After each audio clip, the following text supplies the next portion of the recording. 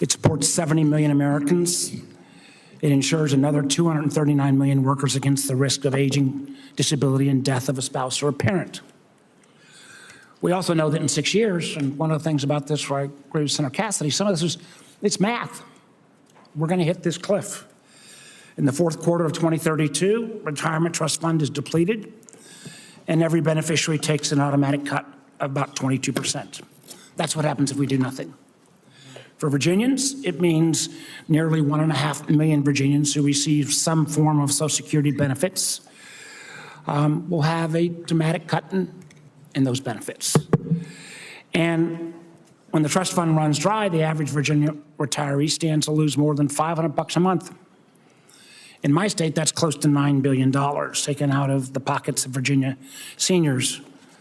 A typical couple retiring in 2033 would lose nearly $17,000 a year. You know, this is going to be a disaster. And the thing that's also coming on top of this is, as I know the chairman and ranking member knows, the Medicare Hospital Insurance Fund is about to go solvent a few months after that. That's another hit of 11%. So, and for those of us who have been talking about this, we go way, way back in time, in 2010, when we were starting some of these efforts, Social Security's 75-year shortfall was $5.4 trillion in 2010 dollars. Now it's $30 trillion.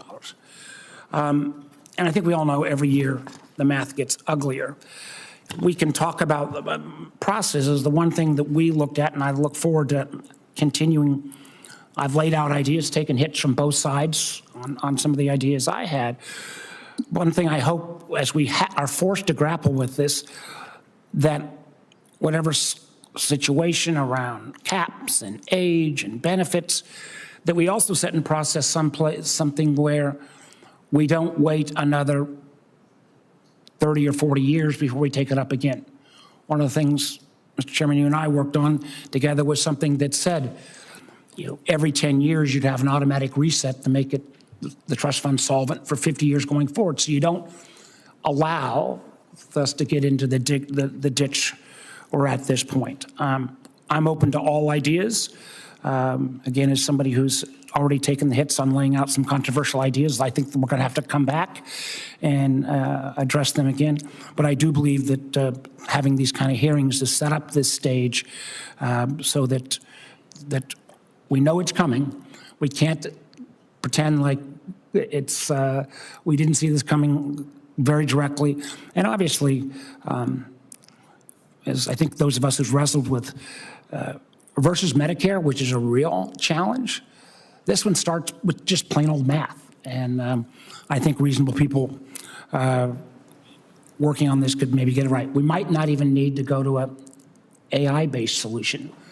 We might be able to actually, as senators, put our heads together and sort this out. So thank you for giving me the opportunity to make an opening statement. I look forward to the hearing. Thank you. Thank you, Senator Warner. And I, too, fondly remember our work together on the Gang of Six, and I hope we can do another similar endeavor that puts it over the goal line this time. Senator Johnson. Hey, Mr. Chairman. You know, my 30 years in manufacturing solved an awful lot of problems, and you realize there's a process to solving a problem. You know, the first is to admit you have one, which I think we all admit we have the problem. The second step is even more crucial, so you have to properly define it. The last step is the solutions.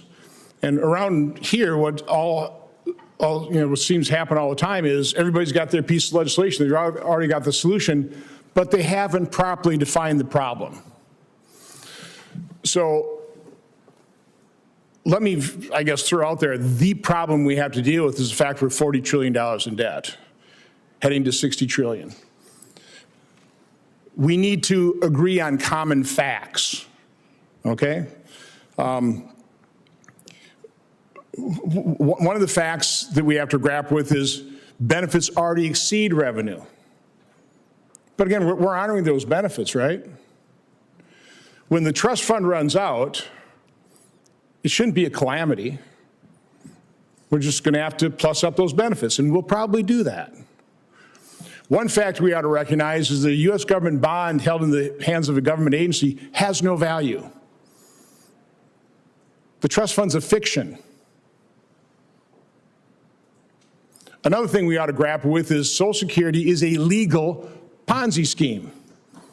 I get criticized for saying, but that's exactly what it is. We extracted money from taxpayers, investors. We spent the money, it's gone. It got paid out to earlier investors, and there's nothing in value. We have to recognize that reality. I often hear from constituents who go, that's my money. Well, it is to a certain extent. But I want to enter in the record Table 1, money's worth ratios for hypothetical workers with various earnings levels. So basically what this says is a Social Security recipient receives what they receive for each dollar they put into the fund. And it ranges from a low of getting back 59 cents on the dollar to a high of getting $4.78 on the dollar. So again, this, that's my money. It's a fiction. It wasn't set up as an investment fund. You'll not solve this problem if you're not willing to recognize how grossly mismanaged Social Security was for decades by politicians, by our predecessors. They squandered the money. There's nothing of value there. And even worse than that, they have run up enormous deficits, $40 trillion in debt, so we may not have the financial wherewithal to continue to plus up benefits. Personally, I'm amazed that the debt bomb hasn't already gone off. But it hasn't, because I guess we're the least worst in terms of governments around the world. We're still a safe haven. But again, what I would suggest is let's agree on common facts. Before we leap to solutions, let's agree on that. I held a budget hearing yesterday. The title was Medicaid the Reality. And I know my Democrat colleagues must have got under the skin because in the end they said, you turned this into a debate society. Well, it's exactly what we're doing here. I thought this was the greatest deliberative body. But they didn't like the fact when they would lie and say that we want to cut and slash. I heard the exact same words from the ranking member today. We're going to cut and slash Social Security. No, we're not. That's a lie. We're not cutting and slashing Medicaid. The facts on Medicaid, which I kept having to repeat, 2014, the start of Medicaid expansion, we spent $300 billion. 2019, before the pandemic, $400 billion. Last year, $668 billion. This year, we'll probably spend $735 billion. I have not seen a projection where that number decreases. Where do you get cut and slash? It's a lie. Quit lying. Start telling the truth. Start acknowledge reality. So I'm all for a process, but please, God, please, let's have the process go in the right order. Let's start defining the problem with facts. Let's agree on the facts. Stop lying about people.